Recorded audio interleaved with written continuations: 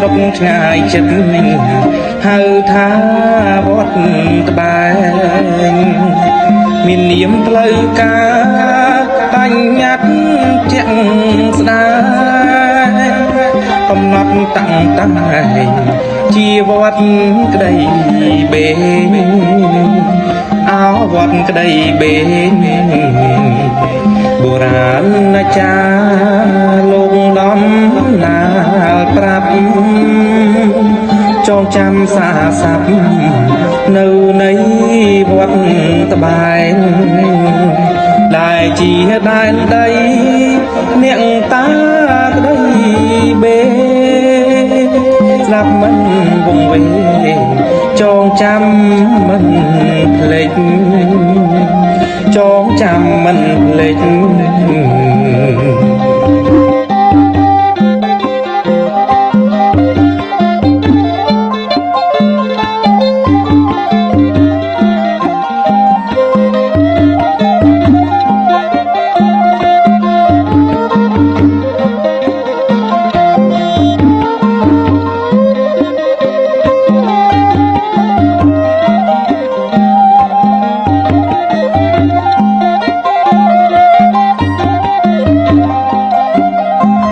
ព្រះមហាខត្តយា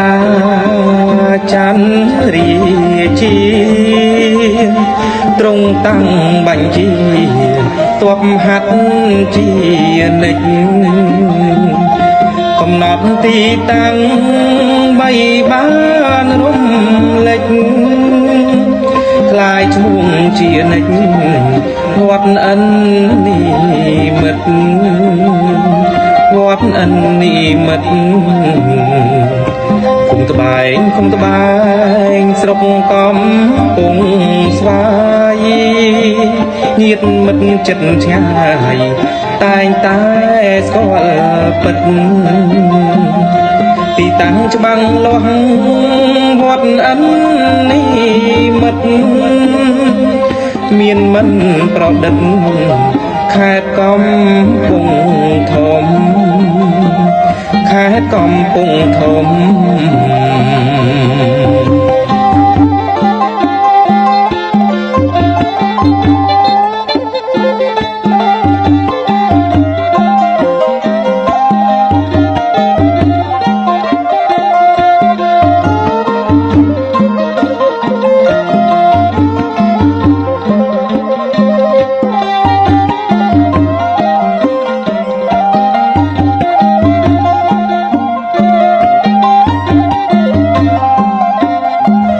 ព្រះមហាខត្តយាចន្ទរាជា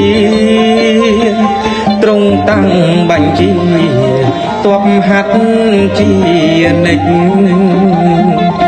កំណត់ទីតាំងបីបានរំលេចคล้ายឈ្មោះជានិច្ច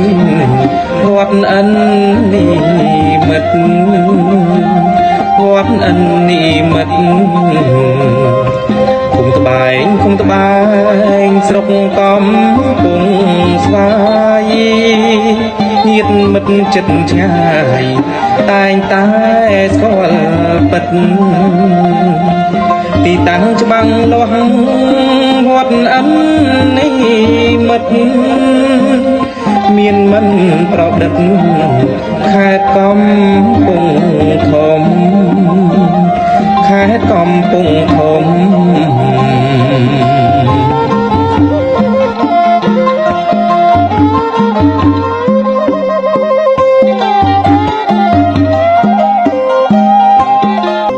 កំណើតនៃនាមវត្តអិននិមិត្តអ្នកស្រុកឆ្ងាយចិត្តហៅថាវត្តត្បែងមាននាមផ្លូវការបញ្ញត្តិជាក់ស្ដែងកំណត់តាំងតែជាវត្តក្តីបេងអោវត្តក្តីបេងបុរាណអាចារ្យលោកដំណាលប្រាប់ចងចាំសារស័ព្ទនៅនៃវត្ត តបែងដែលជាដែនដី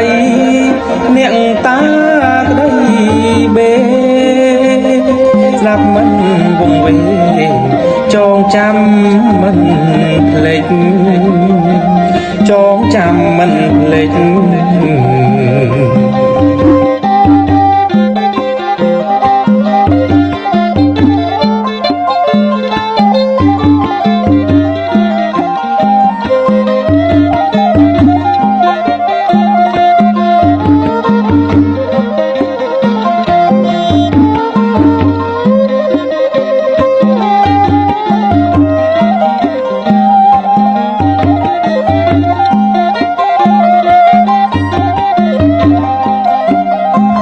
ព្រះមហាខត្តយា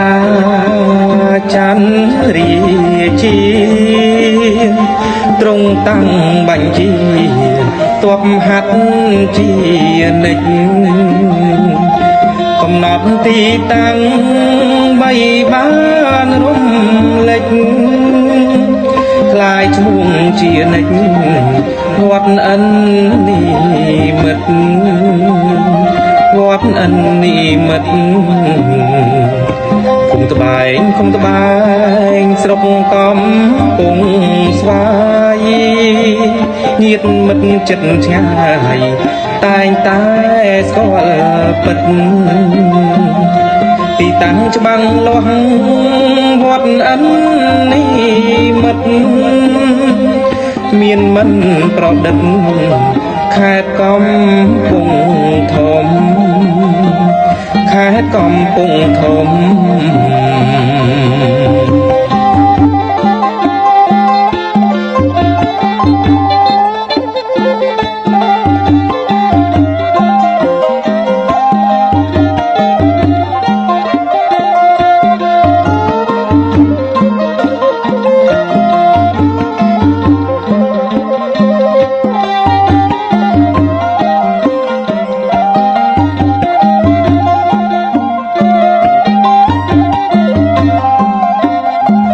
ព្រះមហាខត្តយា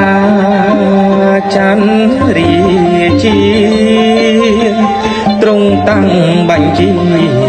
ទ័ពហាត់ជានិច្ចកំណត់ទីតាំងបីបានរំលេចคล้ายឈ្មោះជានិច្ចវត្តអិននិមិត្តវត្តអិននិមិត្តគុំត្បែងស្រុកកំពង់ស្វាយញាតិមិត្តចិត្តឆ្ងាយតែងតែស្គាល់ពិតទីតាំងច្បាំងលាស់វត្តអិននិមិត្តមានមិនប្រឌិតខេត្តកំ